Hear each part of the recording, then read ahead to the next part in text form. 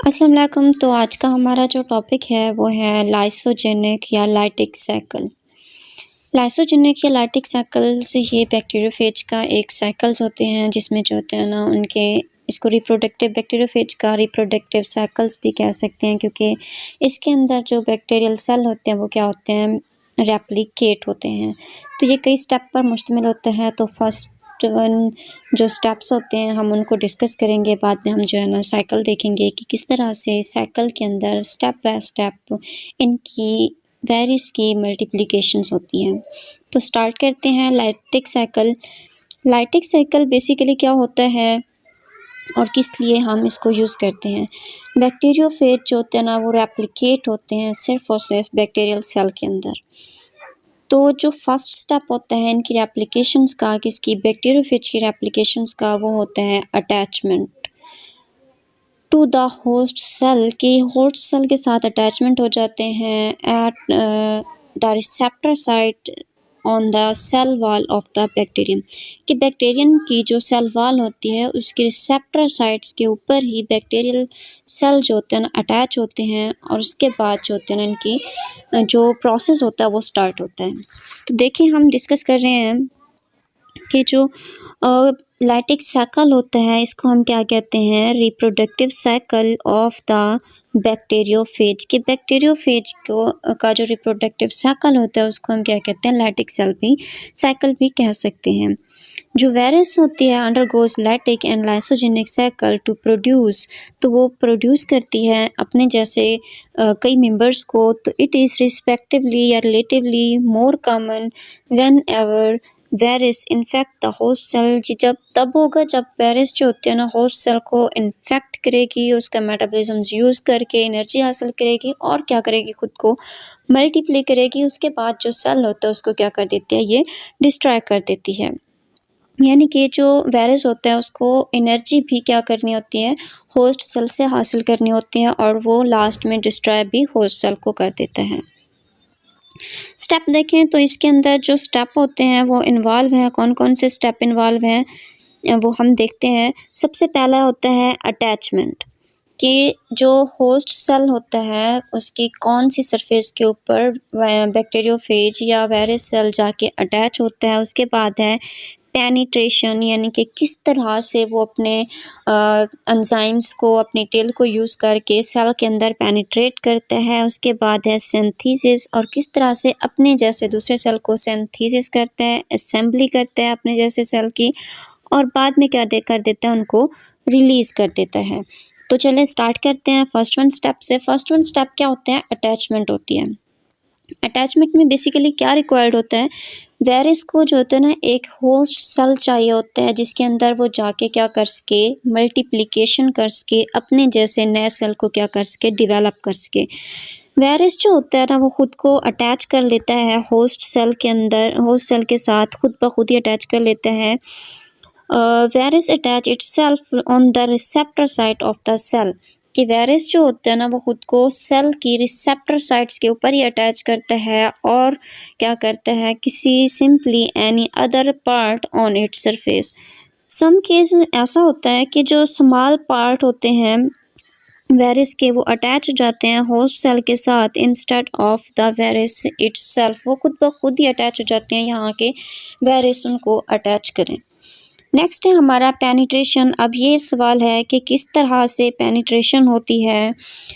जो virus cell होता है उसके सेल बॉडी जो होती है ना वो क्या करती है, उनके पास एंजाइम्स होते हैं जो कि होस्ट सेल की जो प्लाज्मा मेम्ब्रेन है उसको ब्रेक करने में क्या करते हैं, हेल्प करते हैं। बाज़ औक़ात जो सेल वॉल टेल फाइबर होती है ऑफ द वायरस की, और एंजाइम्स होते हैं जो कि वायरस रिलीज़ करता है, वो क्या करते हैं, हेल्प करते हैं to break the membrane of the cell. The virus then release genetic material. जैसे ही सेल की जो मेम्ब्रेन होती है वो ब्रेक हो जाती है तो वायरस क्या करते हैं, अपना जेनेटिक मटेरियल होस्ट सेल के अंदर क्या कर देती है, इंजेक्ट कर देती है, रिलीज़ कर देती है, जिसकी वजह से सेल जो होता है क्या होता है, इन्फेक्ट हो जाता है इनसाइड, यानी कि अंदर से सेल क्या हो जाता है, वो इन्फेक्ट होना स्टार्ट हो जाता है।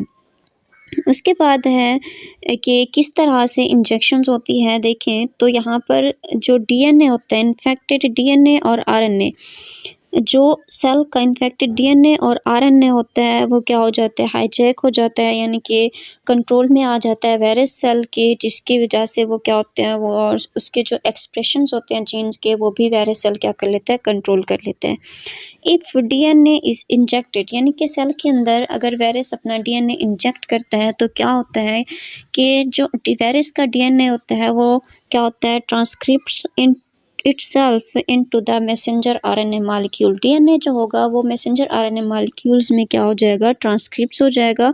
तो ये मॉलिक्यूल्स क्या करेंगे, कंट्रोल करेंगे होस्ट के राइबोसोम्स को, जिसकी वजह से जो वायरस गेन करेगा control to the host cell mechanisms को क्या कर लेगा, वो कंट्रोल कर लेगा।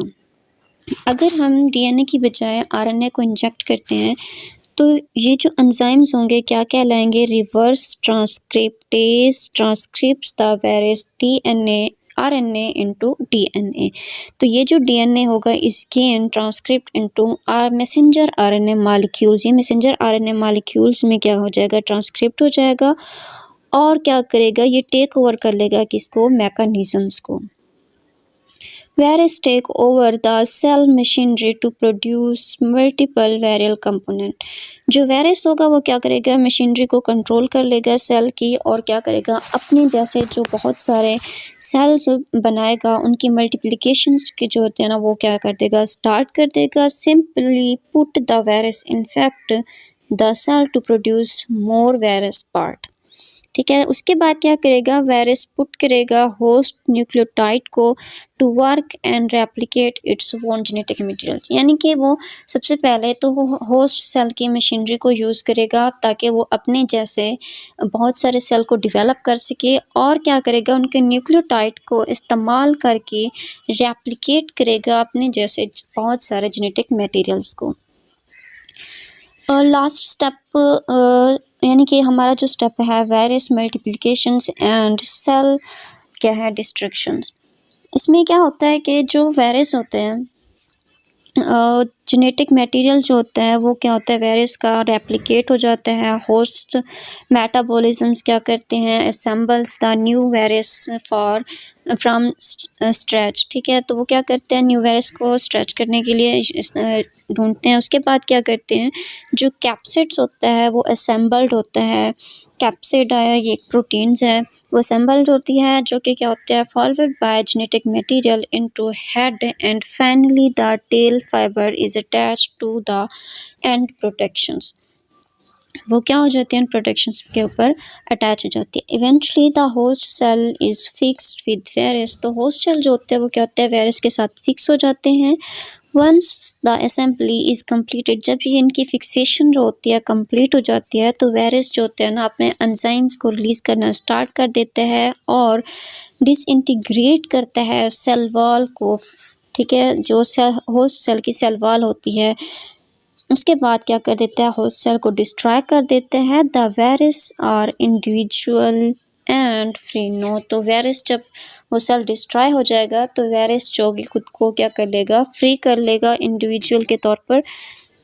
तो ये हमारा साइकिल है। साइकिल में हम देखें तो क्या क्या हमने साइकिल में पढ़ा। साइकिल में हमने देखा कि सबसे पहले जो होता है ये क्या करते हैं कि वायरस सेल अटैच करता है खुद को। अटैच करने के बाद क्या करता है, उनकी अटैचमेंट हो रही है, यहाँ पर आपको देखें तो यहाँ पर जो होती है अटैचमेंट होती हुई आपको नज़र आ रही है यहाँ पर। ठीक है, जो फेज होते हैं अटैच होते हैं रिसेप्टर साइट्स के ऊपर और क्या करते हैं, अपना डीएनए या आरएनए को क्या कर देते हैं, इंजेक्ट कर देते हैं। दूसरे नंबर पे देखें तो हमारे पास जो इंजेक्टेड होता है DNA direct the cell metabolisms to produce viral component protein and क्या करते हैं, copies ऑफ द डीएनए, यानी कि ये डीएनए की मशीनरी होस्ट सेल के डीएनए की मशीनरी को यूज़ करके अपने जैसे बहुत सारे सेल बनाना क्या कर देता है, स्टार्ट कर देता है।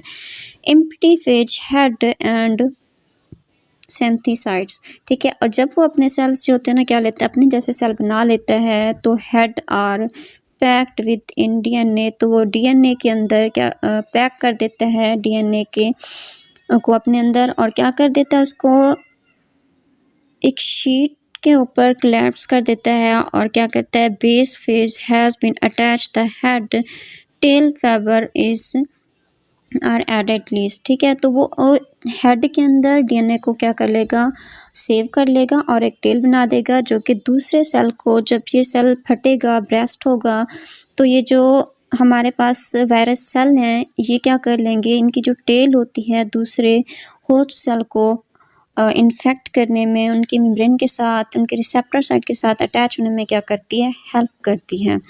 यानी कि क्या करते हैं कि ये तमाम जो वायरल न्यूक्लिक एसिड्स होते हैं टेक करते हैं control of the host cell biosynthetic machinery को और इंड्यूस कर देते हैं होस्ट सेल को, ताकि वहाँ से वो अपने जो होते हैं ना कंपोनेंट्स, ज़रूरी कंपोनेंट जो होते हैं ना वो बना सकें और उनकी मल्टीप्लिंग क्या कर सकें, स्टार्ट कर सकें। इनका जो टोटल ड्यूरेशंस होता है उसकी अगर हम बात करें तो ये कितना होता है, 25 मिनट्स होते हैं इनके पास after internal initial infections. Approximately ये कितने बनाते हैं, 200 न्यू बैक्टीरियोफेज बनाते हैं। जब बैक्टीरियल सेल ब्रेस्ट होता है तो ये क्या होते हैं, ये लाइसिस में चले जाते हैं। ठीक है जी हाँ, जैसे यहाँ पर हमें दिखाया गया है कि जो बैक्टीरियल सेल है, ये हमारा बैक्टीरियल सेल क्या हो रहा है, ब्रेस्ट हो रहा है।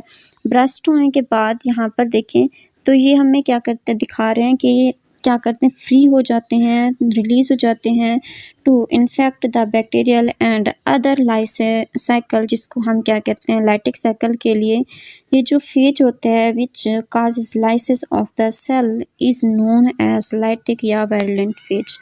तो आज हमने लाइटिक साइकिल को डिस्कस किया। इंशाल्लाह कल हम लाइसोजेनिक साइकिल को डिस्कस करेंगे, उसके जो जितने भी स्टेप हैं उनको भी फर्स्ट जो है ना हम डिस्क्राइब करेंगे वन बाय वन। आज के लिए इतना ही, अल्लाह हाफिज़।